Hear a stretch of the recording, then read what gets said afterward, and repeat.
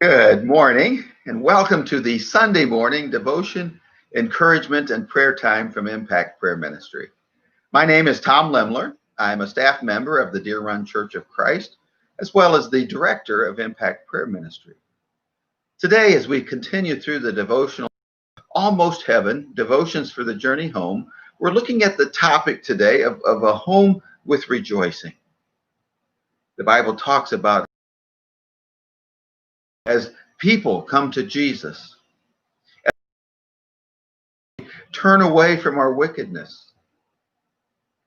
You realize that the flow of people that continue to seek out God, you begin to recognize a consistent state of rejoicing within heaven. The home that we're longing for, the home that we're journeying towards. I don't know what causes the greatest rejoicing in your life,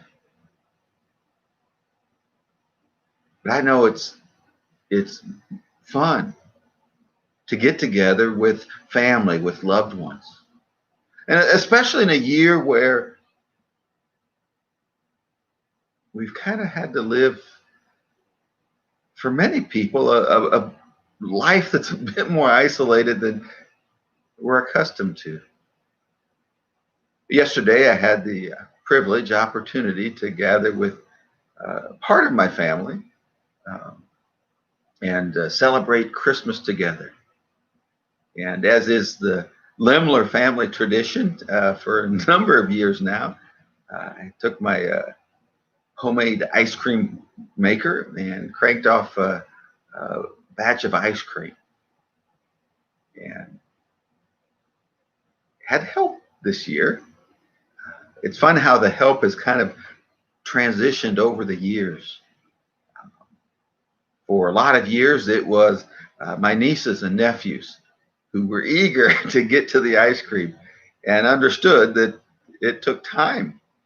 It took work. It required that we spend time cranking this machine that would produce the ice cream. As they got older and the ice cream was less of an incentive, as it often is to young children, it's been their children that have taken up the cause of making sure the ice cream gets made and jumping in to help. Um, and they're still fairly young, and so the help is uh, more eagerness, but they kept at it pretty well. And the rejoicing, the happiness. I said, I had the best job, and if you want to use the word job, I had the best task of the entire day. Because I would sit there, and once it was finished, dish out ice cream to these eager children, and they would come back. And so I was very careful not to load them down, because I knew that their excitement would continue. And just as we get excited when we gather with friends, when we gather with families, we discover that joy is contagious. That when there's something, I believe it's why God tells us to rejoice with those who rejoice, as a reminder that it's okay. That this idea of celebrating together is ordained by God, and that He calls us together as a family. Granted, He also asks us and tells us to mourn with those who mourn. In other words, to be appropriate in how you interact with others. Take on some recognition of what they're going through.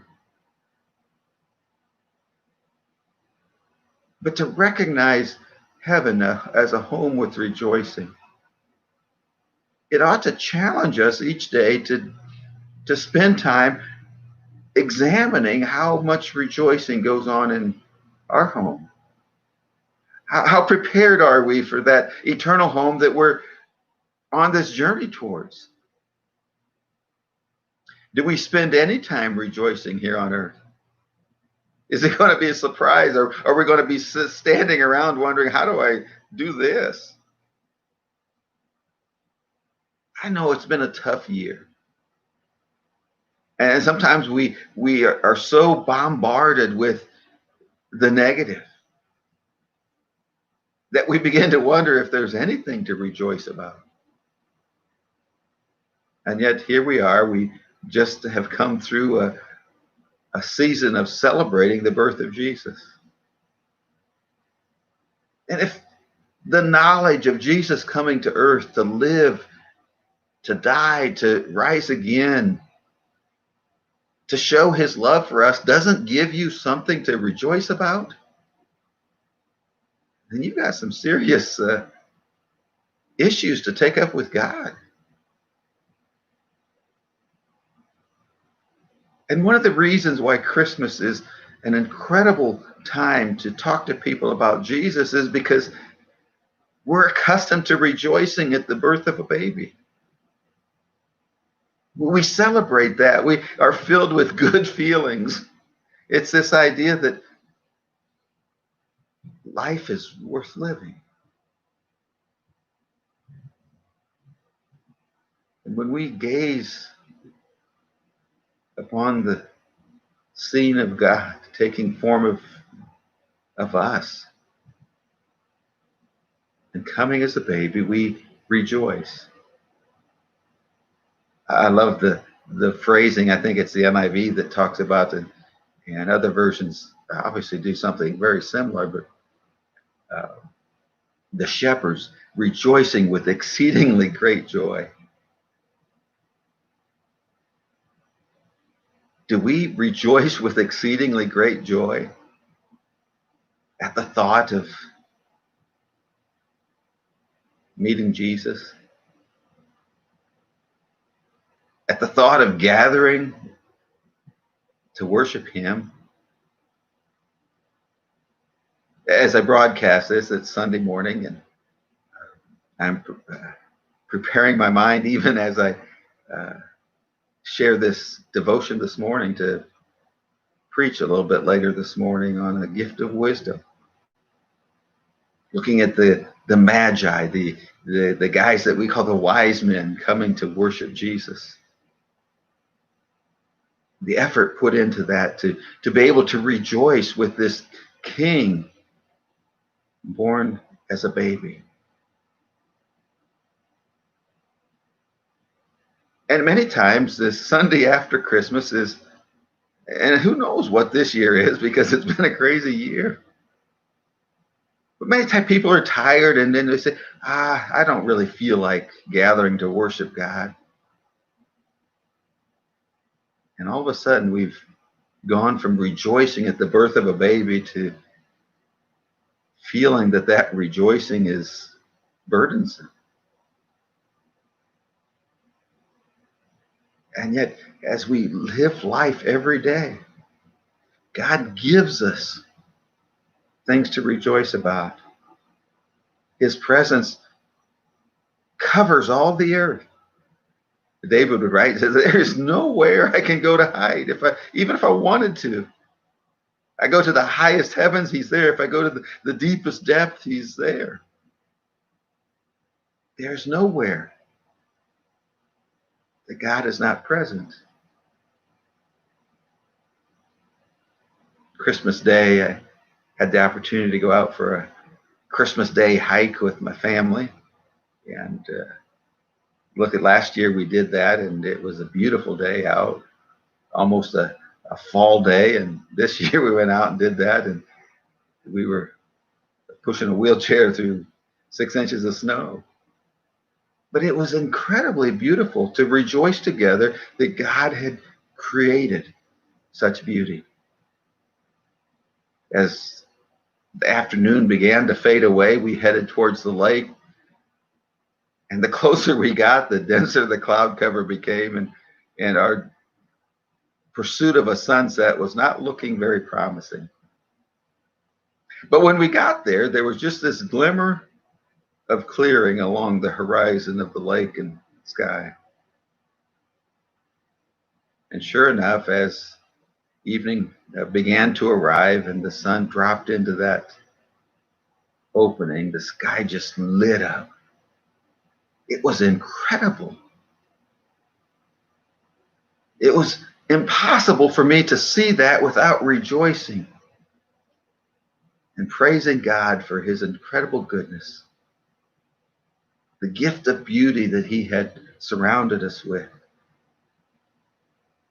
Today, as we spend time praying, I would encourage you to ask God to help you evaluate how much rejoicing is going on in your life. I'm not talking about just glossing over all the difficulties, and not glossing over the sickness, the struggles, the heartache, the loss. I'm talking about looking around at the things that are worthy of rejoicing and recognize that life is a mix. In this earth, we do mourn with those who mourn. We do carry the burdens of one another.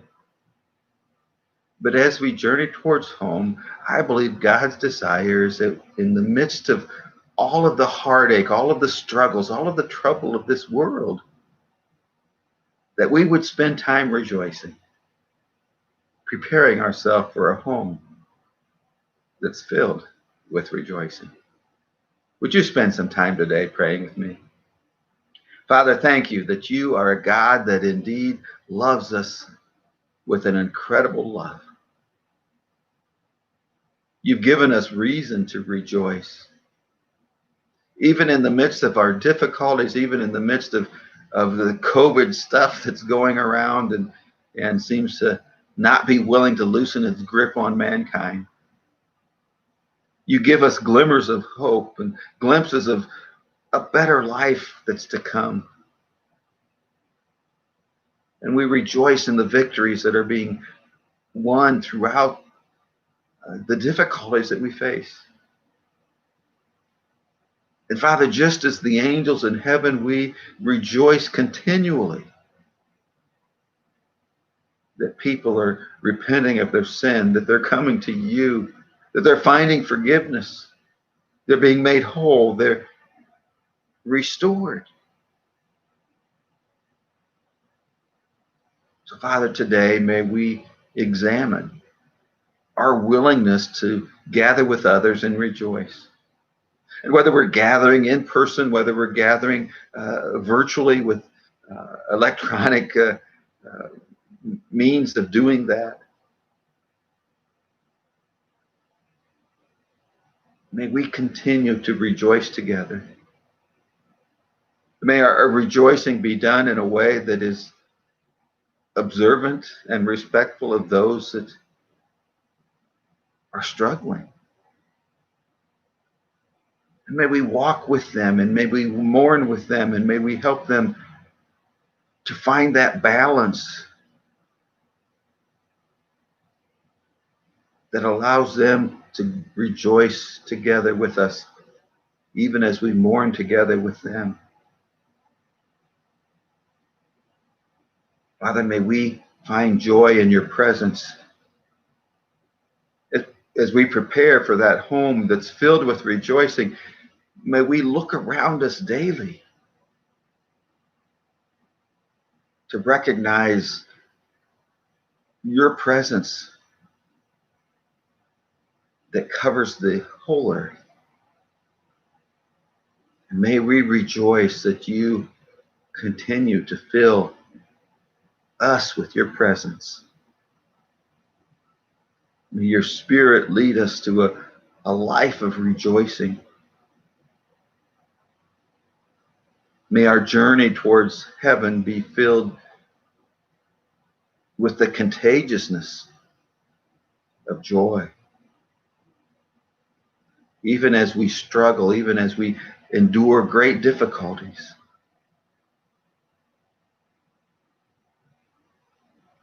May our awareness of those hardships not be hidden, but may it amplify our joy as we realize that it's you that is carrying us through those hardships, that is helping us to endure. And may our witness to others be honest about the struggles that you have carried us through. May we be honest about the reason that we're able to rejoice even when we know life is hard. May our joy be contagious, that others would recognize your spirit living within us, and may their desire to be right with you give reason for all of us to rejoice together.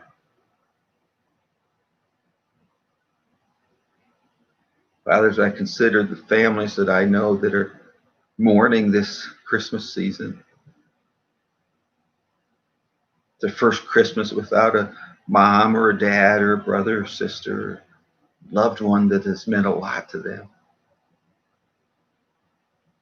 And the struggles in the midst of that loss to find any joy at all.